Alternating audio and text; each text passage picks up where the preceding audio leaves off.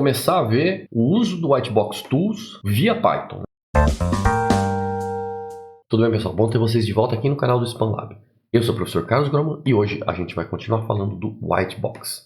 A gente já fez um vídeo falando do inicial ali, né? O que é o Whitebox, as versões que ele tem, como que a gente faz para baixar aquela versão gratuita e instalar. Fizemos até alguns exemplos rápidos ali, usando aquele mini interface gráfica ali, que é o Whitebox Runner, né? E eu tinha prometido para vocês que a gente ia começar a fazer as coisas no Python. Então hoje a gente vai começar nessa linha. Mas antes da gente começar, deixa eu lembrar você duas coisas. Primeiro, vê se você continua inscrito no canal. Se você não tiver, considere se inscrever, que ajuda muito a gente e não te custa nem 2 segundos, além de ser de graça. Segundo, no outro vídeo a gente falou do Whitebox e a gente viu bem que ele tem duas versões, digamos assim, né? Tem o Whitebox Tools, que é aquele executável que você baixa, não precisa instalar, baixou, está pronto para usar no teu computador. Você vai rodar no Windows, no Mac e no Linux tranquilamente. Tem aquela mini interface gráfica que é o Whitebox Runner. E ele você pode fazer uma ligação com o Python, mais ou menos no mesmo esquema que a gente fez nos outros vídeos lá de Grass, onde a gente usava o Python para chamar os comandos do Grass. Aqui você pode fazer a mesma coisa. Tem uma bibliotecazinha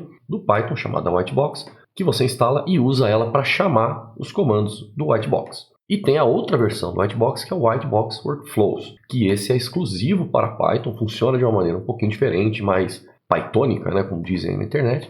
E não é o que nós vamos falar hoje. Nós vamos falar do primeiro. Nós vamos falar daquela maneira de você usar o Python para ligar os comandos do Whitebox. Tá? Por que eu não vou falar do outro? Primeiro porque a gente seguiu uma sequência lógica. A gente falou do Whitebox Tools, então vamos falar do Whitebox Tools no Python, via Python.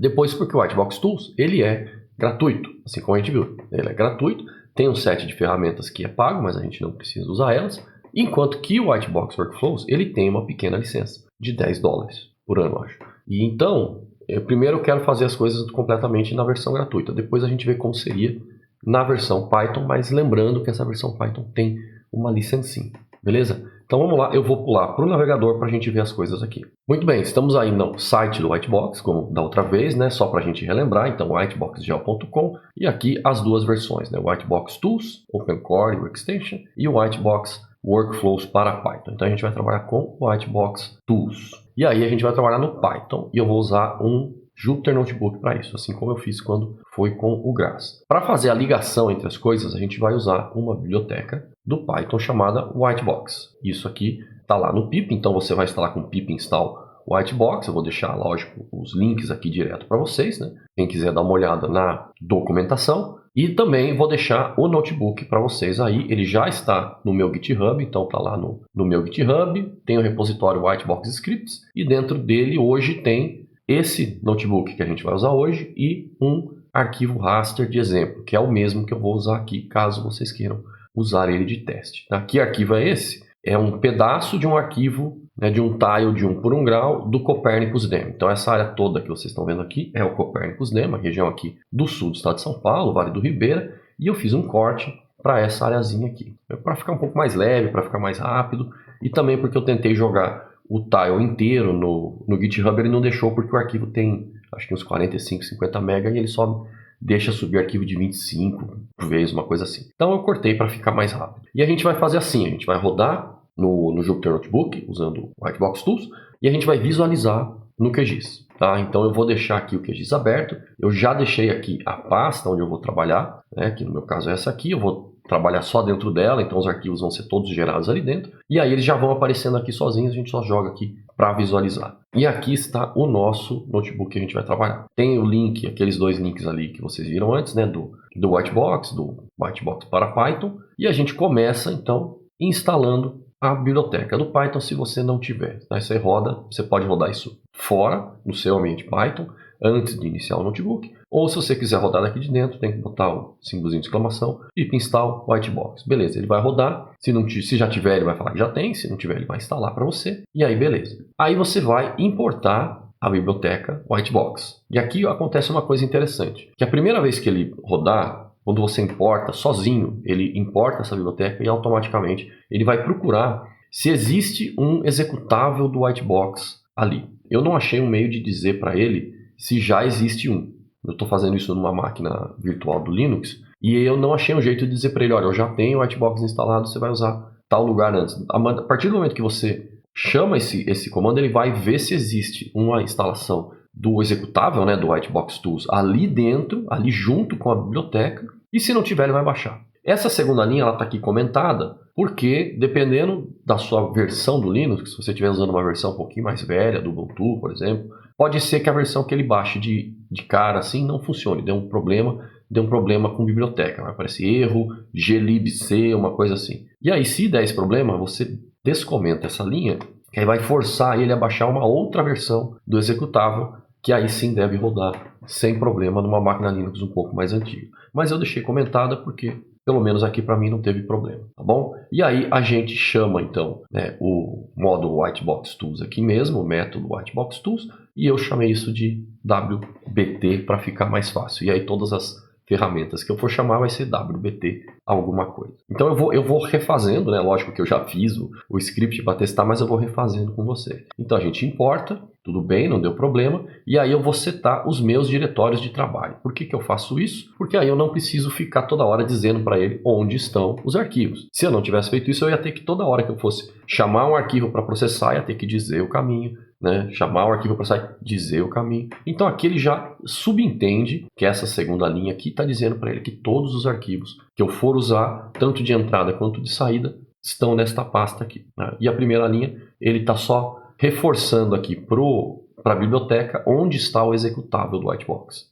Esse aqui, no caso, ele apareceu para mim a primeira vez que eu rodei isso aqui. Ele importou, instalou e ele disse para mim, ó, está instalado, está nessa pasta aqui. Aí eu copiei e botei aqui. Se você tiver ele já em outra pasta também, você, meus documentos, essas coisas, você pode botar o caminho aqui também sem problema nenhum, tá? E aqui ele só tem duas vezes a mesma coisa, a mesma informação.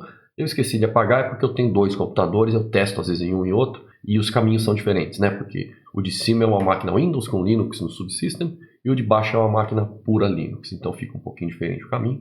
Aí vocês podem adaptar para, né, realidade de vocês. E aqui a gente tem, então, começa a ver o que é que tem dentro da biblioteca, o que é que tem dentro desse objeto WBT que a gente criou. Posso até botar uma linha mais aqui para a gente ver.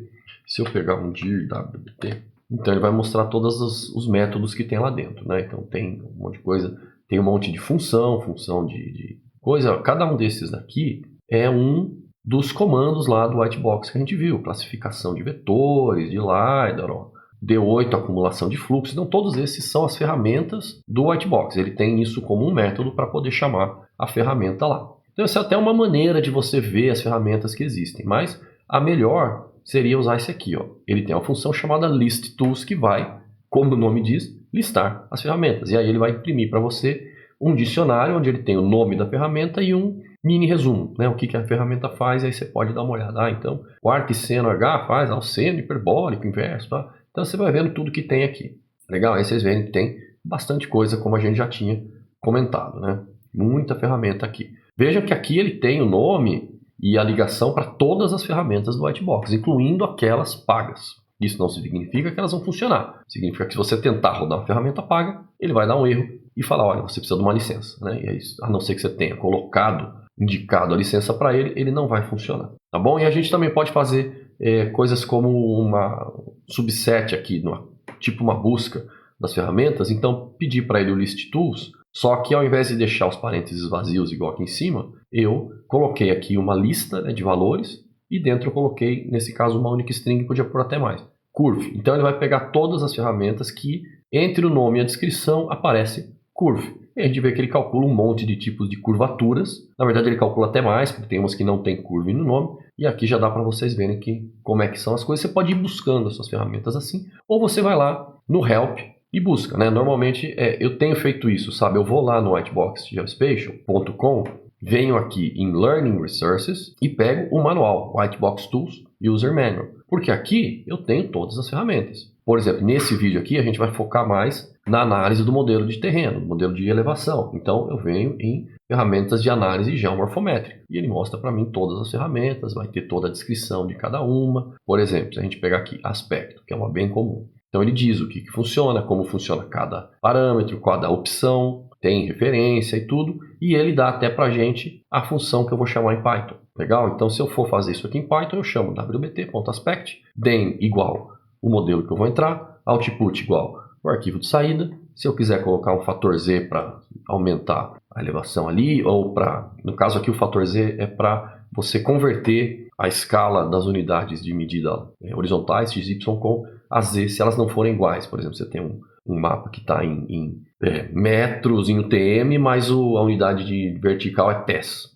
É uma coisa muito comum nos Estados Unidos, né? Você tem as coisas em unidades diferentes. Aí você tem que fazer um fator de correção. Então essa aqui já é a função que a gente vai usar. Essa é a função de linha de comando que a gente não vai usar agora. E isso vai servir para todas. Então a gente vai fazendo esse vai e volta entre o manual, ver como é que a ferramenta funciona e vai rodando ela. Então voltando aqui, a gente também tem a opção de dar um help. Então print wbt to help e o nome da ferramenta. Então eu coloquei aqui como exemplo o Hillshade. Ele diz, olha, o Hillshade calcula um raster de Hillshade, está no toolbox de análise geomorfométrica e os parâmetros são esses aqui. Tá? Então outra maneira de você ver as coisas. Agora aqui vamos começar a trabalhar de verdade com os nossos dados. Ó. Agora vamos começar a trabalhar mesmo com os dados. O arquivo TIFF, que é aquele que eu mostrei para vocês recortadinho, está lá. Então aqui tem o link, né, para o diretório, lá para o repositório. O que eu fiz? Eu estou chamando ele de copyTIFF. Então Copernicus Demo, copydem, estou chamando de copyTIFF e eu dou o nome completo. Né? Copydem, clippetar.tiff. Porque aí quando eu for chamar ele de novo para fazer os cálculos, eu não preciso colocar o nome inteiro, não preciso colocar uma string, não preciso colocar caminho, nada. Não preciso colocar o caminho porque eu já disse lá no começo qual era o diretório que ele ia trabalhar. Então o Whitebox está assumindo que esse arquivo está dentro daquele diretório. E aí eu sempre vou usar copyTIFF em vez de todo esse nome, toda a string, coisa assim, facilita a nossa vida. E eu também chamei de copy o nome que é o copyTIFF indo até o caractere antes do ponto, né? Até o -4 ali, porque é para ter o nome dele sem a extensão TIFF. E eu uso isso para criar nomes dos arquivos de saída depois, para ir colocando coisas no fim do nome, né? Eu quero fazer o copydem clippetar _slope, por exemplo, então eu uso essa parte do nome aqui da string e só coloco um slope no fim, né? Facilita também para a gente. Vamos ver um primeiro exemplo, relevo sombreado. Vou definir aqui algumas variáveis, então azimuth 315, AZ 315, alt 35, então altitude do horizonte, zfactor 1 e shade é o nome que eu estou dando para o arquivo de saída. Então o nome do arquivo de saída vai ser o quê? Copy, que é esse cara aqui, que é tudo isso aqui. Então copydem clippetar, _shade, o valor do azimuth, o valor da altitude, _z, o valor do zfactor. E aí a gente chama a função. Então vou chamar a função Hillshade. O den de entrada vai ser o copyTIFF, que é o arquivo TIFF inteiro. O output é o shade, que é esse nome todo aqui. O azimuth é o AZ, a altitude é o alt, o zfactor é o zf. Então aí, com isso, eu defino o nome do arquivo de saída e rodo. Eu gosto de fazer assim, porque vira e mexe eu vou trocando. Então eu podia colocar tudo isso aqui dentro, né? Eu podia colocar o nome do arquivo aqui, podia colocar o nome do arquivo de saída aqui, podia colocar o nome, o valor do azimuth e tal, tudo aqui dentro. Mas aí quando você quer mudar, tem que ficar mudando ali dentro da função e nem sempre é tão fácil. Se você vai fazer coisas mais complexas, eu prefiro deixar as coisas fora, assim, inclusive os nomes e tal, porque fica mais fácil de mudar e você pode usar esse nome aqui depois como uma variável para outra coisa. A gente vai ver isso lá para frente. Então eu vou rodar aqui, 0.7 segundos quase, vvamos voltar aqui no QGIS e ver se ele está lá. Está aqui, ó. Tá vendo? Já tinha esse aqui, agora tem o shade. Chamo ele, tá lá. Então, mapinha de relevo sombreado. Lembra que não dá para mudar aqui, essa visualização é fixa, né?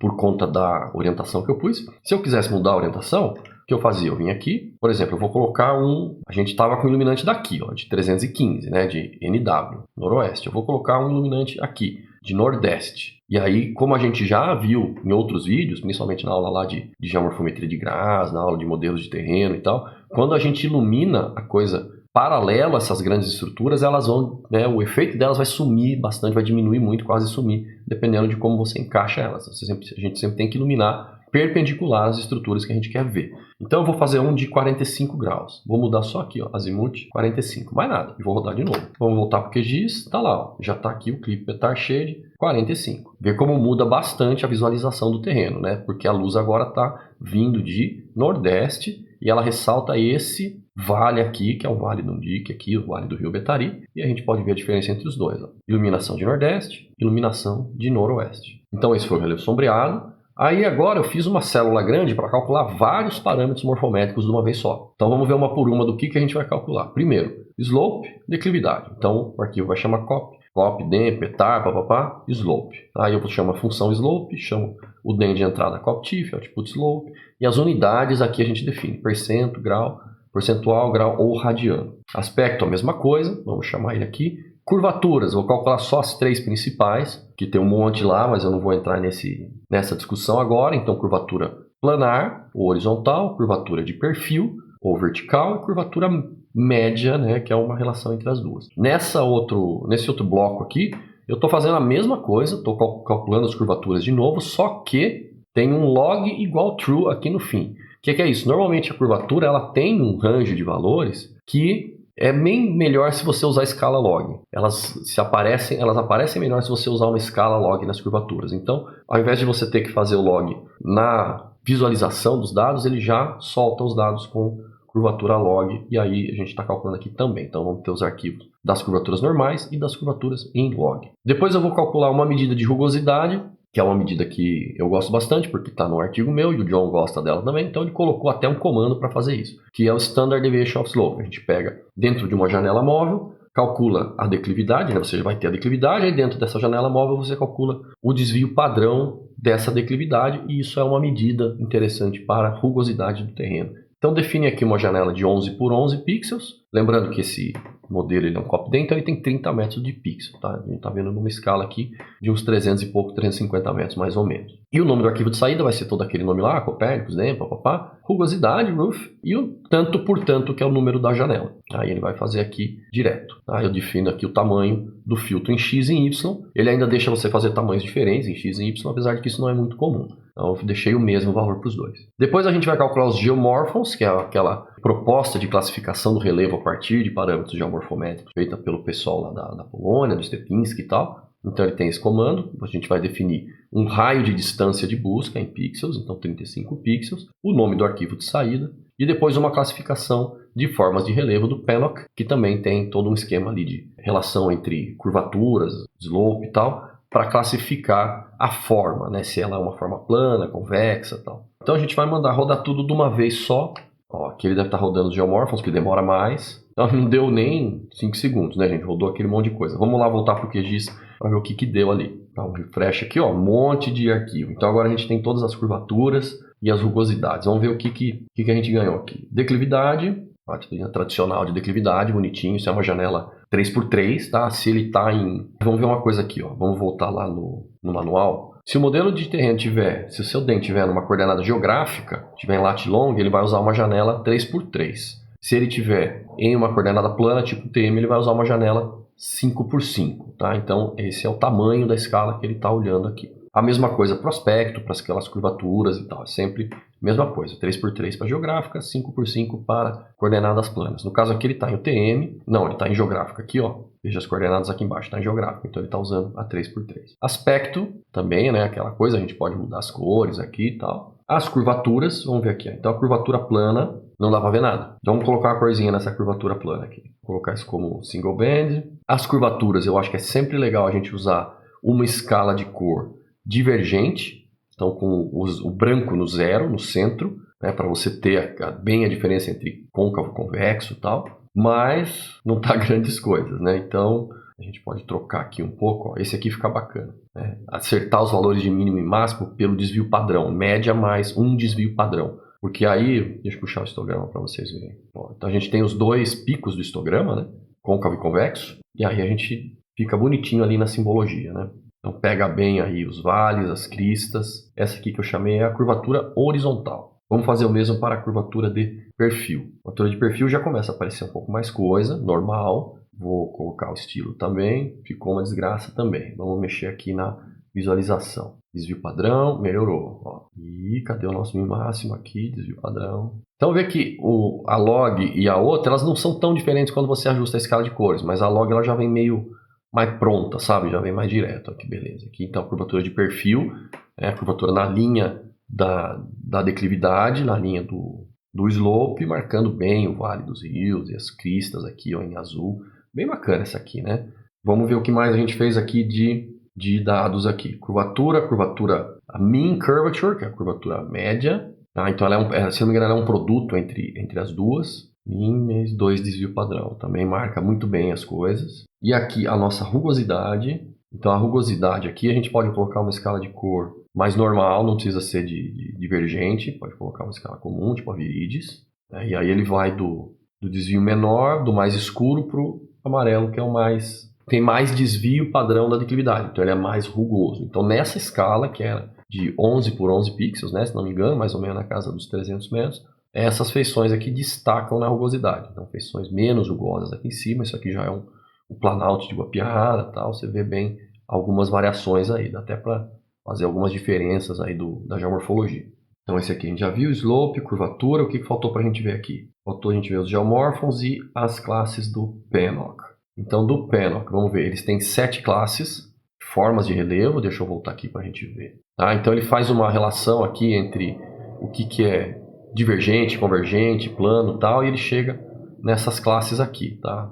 O que é côncavo, convexo, e você pode mudar esses parâmetros aqui, tá? Então ele coloca o parâmetro padrão dele, é slope 3, curvatura de perfil 0,1, curvatura planar 0,0, e são esses valores aqui. Então slope 3 está aqui, curvatura de perfil 0,1 está aqui, curvatura planar 0,0 está aqui. Se você mudar esses valores, você vai chegar em classes diferentes. Então aqui eu vou colocar uma paleta de cores, porque aí é uma cor única para cada classe, né? Olha lá. Tá vendo? Isso também numa janela 3x3, o que pode ser que seja uma escala de muito detalhe, dependendo daquilo que você quer ver. Às vezes você quer ver coisas maiores e não consegue. Então, você tem que ver bem o tamanho das coisas que você tem.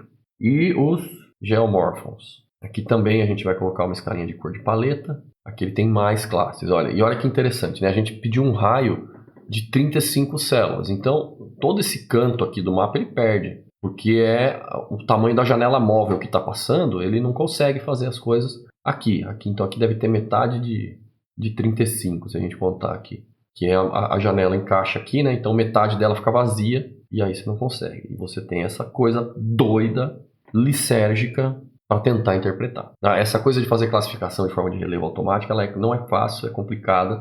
Normalmente você tem que dar uma suavizada boa no seu modelo de terreno, dar passar um smooth ali, porque ele tem um ruído, e esse ruído atrapalha muito nesse tipo de coisa. Então se você der uma suavizada, talvez melhore.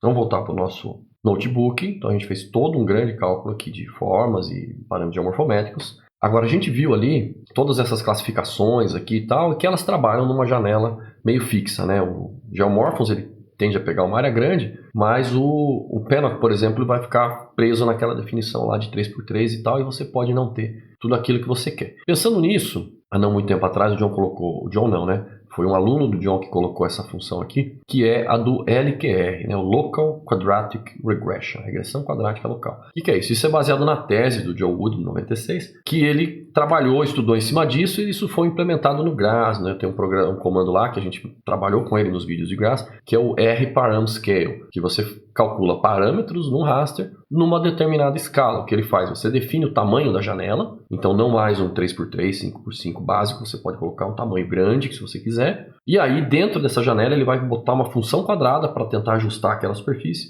e em cima dessa função vai calcular o que você quiser, declividade, aspecto, curvatura, o que for. No GRASS você calcula um por um, né? Você roda e calcula a função que você quer. Aqui não, você dá o tamanho da janela e ele simplesmente vai fazer todas as opções para você. Então vai criar uma série de mapas ao mesmo tempo. Eu acho que quanto mais a janela, mais demora um pouco. Mas aqui, ó, só quero fazer um aviso aqui. Isso aqui me deu trabalho. Que se vocês prestarem atenção, né, todos os nomes dos arquivos de saída é só o nome. E aí o próprio Whitebox bota uma extensão .tif lá no final. No caso desse aqui, que justo aquele que não foi o John que programou, ele estava dando problema.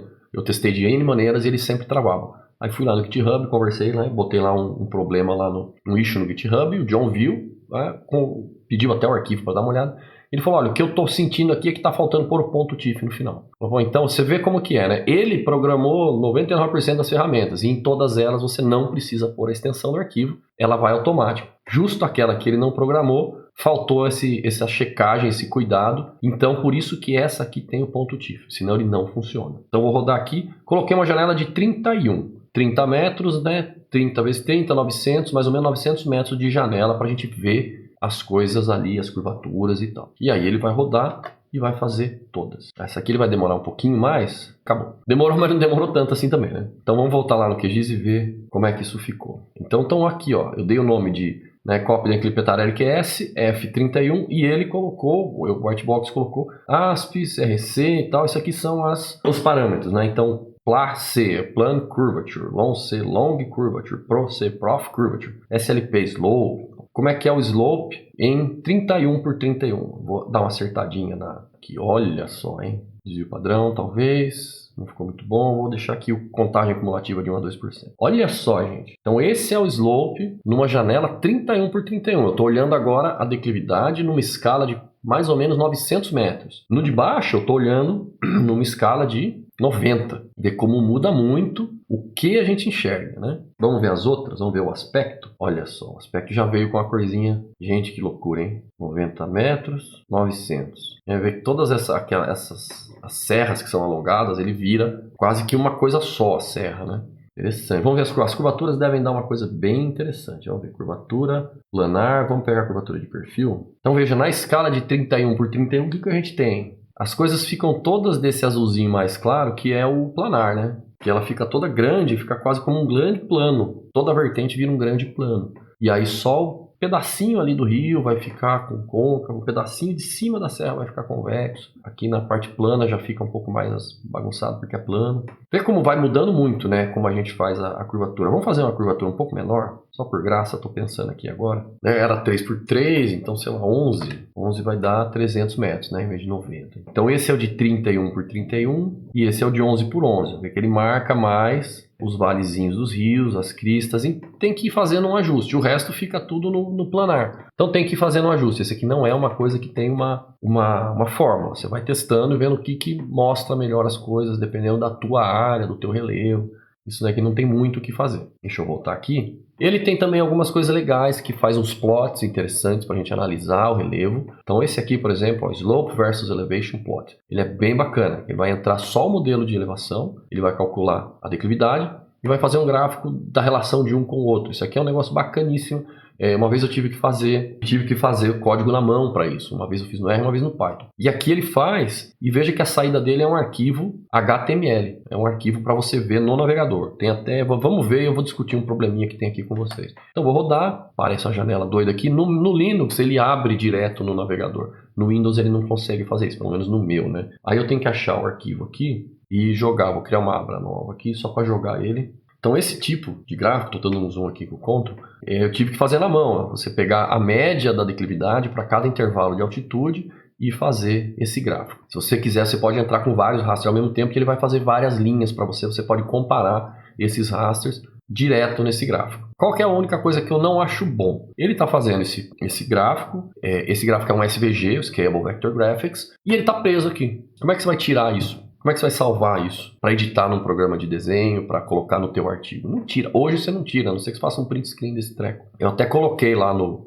GitHub do Whitebox uma sugestão de botar um botãozinho aqui para salvar o negócio, né? Porque se ele criou o gráfico como SVG, você consegue pegar esse mesmo SVG e salvar. A gente vai ver até que tem um outro gráfico que ele quase faz isso, mas não chega lá. Isso é aquela coisa do programa que o cara, ele está fazendo, ele está pensando da maneira que ele trabalha e esquece de algumas coisas, né? E essa questão de usuário, como é que o usuário quer, é muito na linha do feedback. Então, se você tem uma ideia e você achou que uma coisa não funciona bem, tem que ir lá e dar o feedback, que aí ele vai ver e tentar implementar, né? Então, Slope versus Elevation vai ser similar. Esse aqui é a mesma coisa, ó. Análise ipsométrica, ele também vai criar um arquivo HTML. Então, a mesma coisa, criou a integral ipsométrica da área, bonitinho, né? Um gráfico bem legal, super bonito, bem proporcionado ali o tamanho das coisas. Então, gráfico pronto para publicar, só faltava salvar esse negócio, né? E o outro gráfico que eu queria mostrar para vocês é esse aqui, ó, a função raster histogram, que ele vai fazer um histograma de qualquer raster, tá? Qualquer um que você tiver, ele vai fazer um histograma. E aqui entra em cena o porquê que eu fiz aqueles nomes das variáveis, por que eu criei nomes para os arquivos, né? Então, por que aqui curvatura plana em 3x3 chama plan C log, coisas assim? Porque aí eu posso usar elas lá embaixo. Então aqui, olha, qual que é o raster de entrada que vai entrar aqui para ele? Nesse caso, eu estou chamando aquela variável aspecto, que ele vai pegar aquele nome, né, e vai procurar naquele diretório qual tem o nome, .tif. E vai fazer um arquivo de saída, que é o nome da variável, então cópia, aspecto, histograma.html. Então, se eu quiser fazer o histograma do aspecto, eu rodo ele aqui, lipden aspect hist. Olha que legal. Ele é um histograma mais ou menos interativo, né? Você clica nas coisas aqui, dá um highlight nas barrinhas. A primeira vez que eu vi esse histograma, eu vou confessar para vocês, eu achei que esse botão aqui fosse para salvar como um PDF. E não é. O que ele faz, ele muda o tipo de histograma. Então, olha, converte para distribuição de probabilidade e converte para distribuição cumulativa. Aí você vai clicando e ele volta para o histograma normal. Então, eu achei que era um PDF, né? É um PDF, mas não é o PDF que eu estava pensando. E aqui o que eu falei para vocês antes, que esse comando aqui, essa pagininha HTML que ele gera para o histograma, ela quase chega no ponto de salvar, porque ele tem um copy. E esse copy, ele vai fazer o quê? Ele vai pegar o código do SVG, que é um código arquivo texto, é um arquivo XML, vai copiar para a área de transferência, para o clipboard, e aí você pode, por exemplo, colar isso no arquivo de texto. Aqui, por exemplo, eu tenho com o meu editor de texto aberto, meu querido Sublime Text. O que eu vou fazer? Eu vou dar um paste. Olha que loucura. Esse texto todo maluco, que é um XML, ó, tá aqui, ó, XML, é um XML tipo SVG. Então, isso aqui vai ser lido por um programa de desenho como XML. O próprio navegador de internet vai ler isso como um arquivo vetorial XML. E eu posso pegar isso aqui e dar um save. Eu vou dar um save, vou salvar ali na mesma pastinha. Histograma era de quem? Do aspecto, né? Ponto .svg. Aí aqui eu vou botar um ponto .svg. Vocês vão ver, ó, ele entendeu que era um SVG, um XML, botou as corzinhas bonitinhas. E esse arquivo eu vou conseguir abrir, ou bem aqui, ó, abrir no navegador. Não funciona mais os botõezinhos aqui. Esses botões viraram desenho. Mas aquele gráfico que eu tinha, né, selecionado, virou. E isso aqui eu posso abrir no programa de desenho e editar. É uma gambiarra, né? Óbvio. E é interessante que eu falei para vocês, porque é quase lá. Se tem o copy, por que não tem um save? Não é nada do outro mundo pegar esse texto que ele copiou para a internet e botar num arquivo e mandar salvar com extensão SVG, né? Aí eu falei isso para ele, dar uma olhada nisso daí, que eu acho que realmente isso merece um botãozinho para salvar as coisas, né? Legal, gente, era isso que eu queria trazer para vocês hoje, então a gente começar a ver o uso do Whitebox Tools via Python, né? Usando Python para fazer a colagem das coisas, a gente faz esse vai e volta ali no QGIS para ver as coisas, para mudar a simbologia, refaz, e é assim que a gente vai trabalhando. Né? O Whitebox não tem uma interface gráfica inteira, mas você consegue fazer esse jogo aí. No próximo vídeo, o que eu quero fazer? Eu quero fazer uma coisa similar, só que para hidrologia. E aí eu acho que eu vou fazer no Python da mesma coisa, ou eu não sei se vocês querem que eu faça com o plugin do Whitebox. Não sei se vai ser muito diferente, porque o plugin do Whitebox, né, a gente viu lá no outro vídeo, é só dizer onde está o executável e mandar ele rodar. Você vai ter toda a ferramenta igual do Whitebox Runner. Mas aí vocês me digam nos comentários o que vocês querem. Se vocês querem que eu faça isso via Python ou via plugin do Whitebox. Tá? E aí esse vai ser o vídeo de hidrologia. Determinar a bacia hidrográfica, rede de drenagem, essas coisas. Similar também ao que a gente já fez com Grazi, com QGIS em outras situações, em outros vídeos. Certo? E aí depois sim eu vou querer fazer um do Whitebox Workflows para Python, mas isso fica um pouquinho mais para frente, tá bom? Então vamos combinar o seguinte, primeiro, vê se você, rapidinho, 2 segundos, vai. E comenta aí embaixo o que você acha, como você quer que seja o próximo vídeo, se a minha voz está melhor assim ou nos outros, que eu tô com a voz horrível, o tempo tá seco, a garganta tá uma desgraça, o que você achou? Mas falando sério, vai lá, comenta o que vocês acham que é importante para o canal crescer, ajuda o YouTube a entender que você está gostando desse conteúdo, recomendar mais coisas para você, mais coisas para pessoas que têm os gostos como você, recomendar o nosso canal para os outros, fazer toda aquela maluquice no algoritmo e ajudar o canal a crescer, tá bom? Vou deixar, como sempre, alguns vídeos que tem aí no fim para você ver, se você quiser ir pulando para outros conteúdos nossos. E eu vou ficando por aqui. Para você que chegou até aqui, viu o vídeo até o final, muito obrigado. Para todos assim, um grande abraço e até o próximo vídeo.